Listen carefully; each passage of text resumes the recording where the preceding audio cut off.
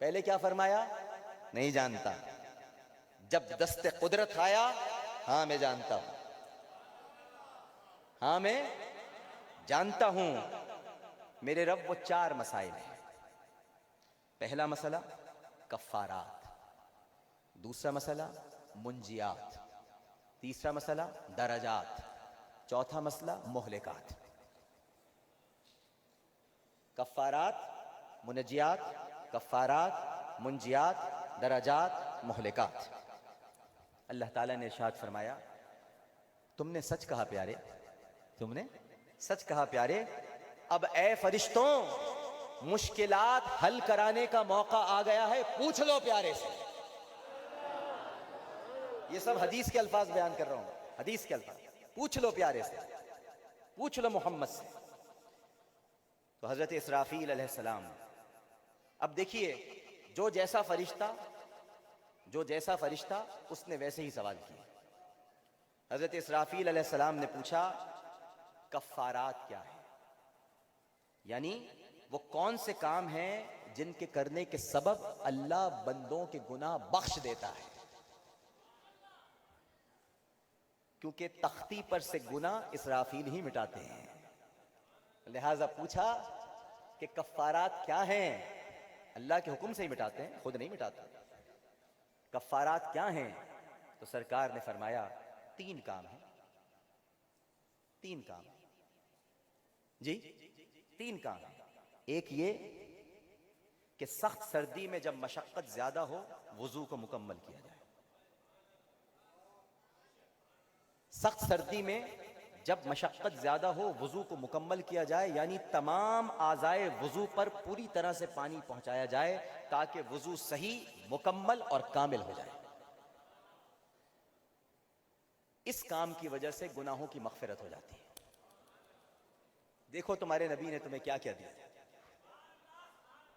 ایک چھوٹا سا کام کر لو تو سارے گناہ معاف کر دیے جاتے ہیں.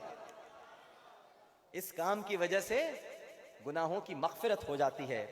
دوسرا یہ کہ با جماعت نماز ادا کرنے کے لیے پیدل چل کر مسجد جایا جائے، سارے گناہ معاف ہو جائیں گے.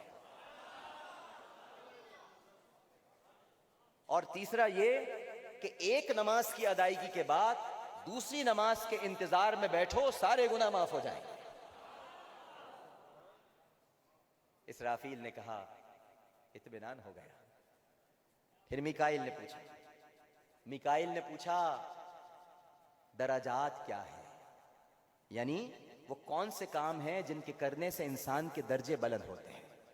سرکار نے ارشاد فرمایا پہلا کام اللہ کی خوشنودی کے لیے بھوکوں کو کھانا کھلاؤ، درجے بلند ہو جائیں گے.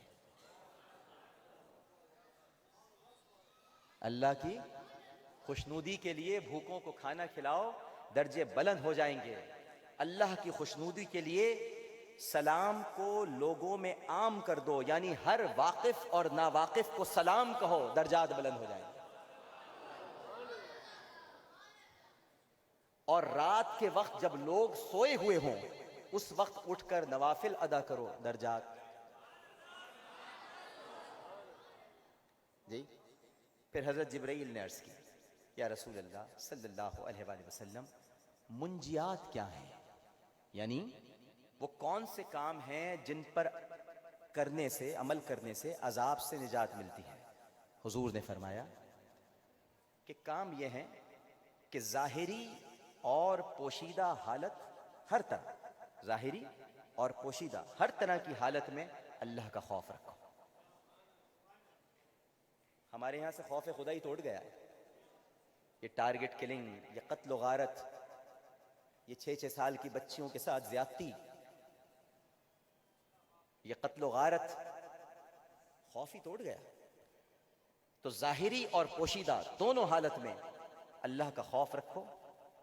اور فقر و غنا یعنی غریبی اور مالداری دونوں حالت میں میانہ روی اختیار کرو.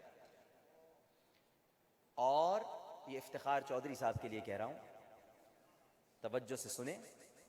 یہ تیسری بات چیف جسٹس آف پاکستان کے لیے کہہ رہا ہوں کہ فرمایا کہ غصے اور نرمی دونوں حالتوں میں یکساں انصاف ہے.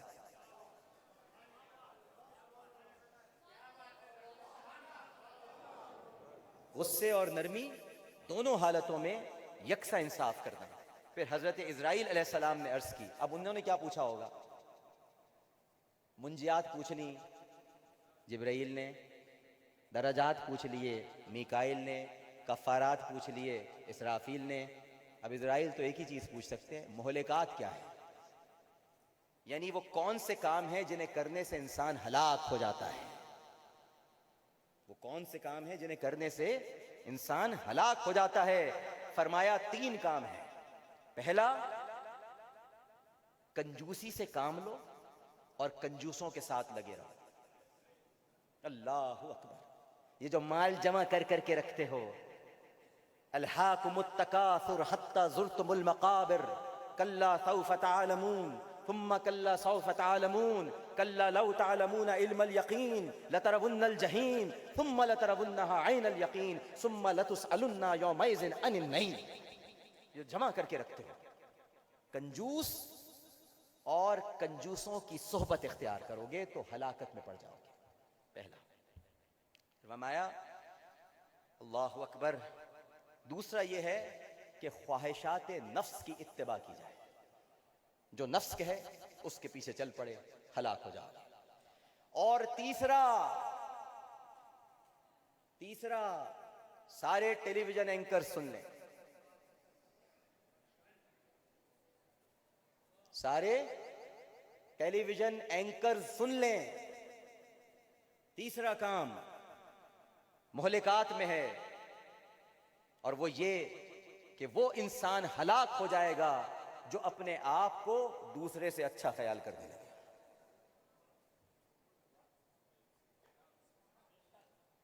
جی، جو اپنے آپ کو دوسرے سے اچھا خیال کرنے لگے.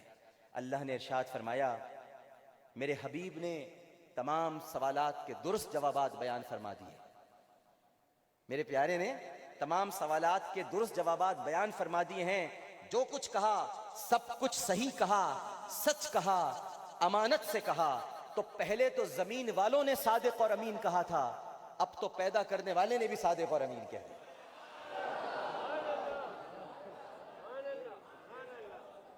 جی، تو بس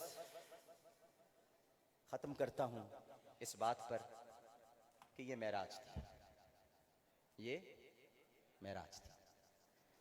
اور جو نماز ہمیں عطا کی گئی، جو نماز ہمیں عطا کی گئی، اس نماز میں معراج کا ایک حصہ رکھ دیا گیا. بس کچھ گھڑیاں اور ہیں، پھر صدیق اسماعیل صاحب ہیں، قاری وحید ظفر قاسمی صاحب یہاں بیٹھ کے انہیں سنیں گے. اسی لیے نماز مومن کی معراج ہے. اور جب واپسی کا سفر شروع ہوا تو علامہ صاحب سے پوچھتا ہوں، وہی مجھے بتائیں گے، میرے استاد ہیں. مجھے یہ بتائیے، اس مقام پر پہنچ کر کوئی واپس آتا ہے؟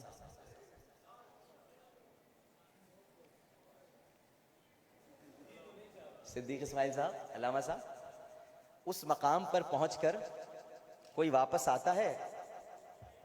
اکائی کی دنیا میں جا کر کوئی دوئی کی دنیا میں آتا ہے؟